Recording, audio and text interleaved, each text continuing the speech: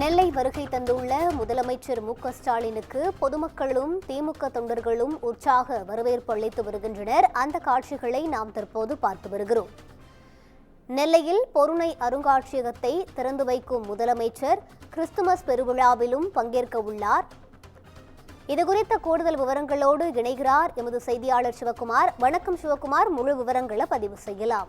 2 நாள் அரசுமுறை பயணமாக இன்று திருநெல்வேலிக்கு வந்திருக்கிறாரு தமிழக முதல்வர் மு.க.ஸ்டாலின்.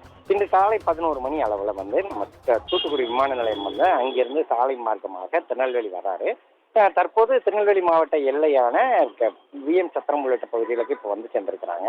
அதாவது 45,000 பேருக்கு நலத்திட்ட உதவிகளை நாளைக்கு வழங்க இருக்கிறாருங்க. அதாவது முதல்வர் மு.க.ஸ்டாலின் இன்னைக்கும் நாளைக்கும் நெல்லை மாவட்டத்தில் சுற்றுப்பயணம் மேற்கொள்றாரு. இதனையொட்டி பார்த்தீங்கன்னா பொருணை அருங்காட்சியகம் திறக்கப்படுது. அதே மாதிரி கிறிஸ்துமஸ் விழா உள்ளிட்ட விழாக்களுக்கு அவர் தந்திருக்கிறதுனால நெல்லை மாவட்டமே தற்போது விழாக்கோலம் பூண்டிருக்குதுங்க. அதாவது தூத்துக்குடி மூலம் திருநெல்வேலிக்கு சேர்ந்த அவருக்கு மாவட்ட எல்லையில ஆயிரக்கணக்கான தொண்டர்கள் திரண்டு வரவேற்பு அளித்தாங்க. அப்போது பார்த்தீங்கன்னா மக்களோட இறங்கி நின்று கை குலுக்கி உள்ளிட்ட அதாவது மக்களோட இறங்கி வாகனத்திலேருந்து இறங்கி மக்களோட இறங்கி கை குலுக்கி அவரோட வாழ்த்துக்களை தெரிவித்ததோடு இல்லாமல் இன்று மாலை நடைபெற உள்ள கிறிஸ்துமஸ் விழா மற்றும் அருங்காட்சியக திறப்புக்கு கலந்துக்கிறாரு. இப்போ நேரம் வண்ணாரப்பேட்டையில் உள்ள அரசு விருந்தினர் மாளிகையில சென்று ஓய்வெடுக்கும் முதல்வர் அங்கிருந்து மாலை 6 மணி அளவில் பாளையங்கோட்டை டக்கரமல்புரத்தில் உள்ள பிரம்மாண்ட கிறிஸ்துமஸ் பெருவிழாவில் பங்கேற்கிறாரு. அதனைத் தொடர்ந்து ரெட்டியார்பட்டி மலைச்சாலையில் 62 கோடி ரூபாய் மதிப்பீட்டில் அமைக்கப்பட்டுள்ள பொருணை அருங்காட்சியகத்தை முதல்வர் திறந்து வைக்கிறாரு. தமிழரின் நாகரிகத்தை பறைசாற்றும் வகையில் அமைக்கப்பட்டுள்ள இந்த அருங்காட்சியகத்தில் அவர் பேட்டரி கார் மூலம் சென்று முழுவதுமாக பார்வையிடுற நிலையில நாளை 45,000 பேருக்கு நலத்திட்ட உதவிகள் வழங்கும் விழா காலை 9:30 மணி அளவில் நெல்லை மருத்துவக் கல்லூரி மைதானத்தில் நடைபெறும் பிரம்மாண்ட அரசு விழாவில் நடைபெறுது. இதுல 639 கோடியில காகிதமில்லத் நினைவு நூலகம் மற்றும் புதிய திட்டங்களுக்கு அடிக்கல் நாட்டுறதோடு இல்லாம முடிவுட்ட பல்வேறு அரசு திட்டங்களையும் தொடங்கி வைக்கிறாரு. அதே போல 45,000 பயணிகளுக்கு நலத்திட்ட உதவிகளை வழங்குகிறாரு. மேலும் 50 புதிய அரசு பேருந்துகளோட சேவையை கொடியசைச்சு துவக்கி வைக்கிறாருங்க. இதனை எடுத்து பார்த்தீங்கன்னா நம்ம நெல்லை முதல்வர் வருகையொட்டி நெல்லை மாநகர் முழுவதுமே பலத்த போலீஸ் பாதுகாப்பு வளையத்துக்குள்ள கொண்டு வரப்பட்டிருக்கு.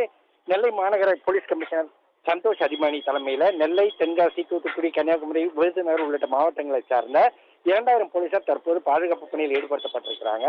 பாதுகாப்பு காரணங்களை எடுத்து பார்த்தீங்கன்னா இன்று காலை 6 மணி முதல் நாளை மாலை 6 மணி வரை நெல்லை மாநகர எல்லை பகுதிகளில் ட்ரோன்கள் மற்றும் இதர வான்வழி சாதனங்கள் பறக்க தடை விதிக்கப்பட்டிருக்குது. அதே மாதிரி நிறைய மீறுபவர்கள் மீது கடும் நடவடிக்கை எடுக்கப்படும் அப்படின்னு சொல்லி போலீசார் தரப்பை எச்சரித்திருக்கிறாங்க. விழா நடைபெறும் இடங்கள் அதே மாதிரி தங்கும் விடுதிகள் ஆகியவற்றை போலீசார் தங்களோட கட்டுப்பாட்டுக்குள்ள கொண்டு வந்திருக்கிறாங்க. வெடிகுண்டு நிபுணர்கள், நவீன கருவிகள் மற்றும் மோப்பநாய்கள் உதவியோட தீவிர சோதனையில் ஈடுபட்டு இருக்கிறாங்க. சாலைகளையும் தீவிரமான வாகன சோதனை தீவிரப்படுத்தப்பட்டிருக்குது. 7 கிலோமீட்டர் தூரத்துக்கு அவர் முதல்வருக்கு வரவேற்பு அளிக்கப்படுற இந்த சூழ்நிலையில இருபுறமும் திமுகவோட கொடிகள் மற்றும் வரவேற்பு பேனர்கள் அமைக்கப்பட்டிருக்குது.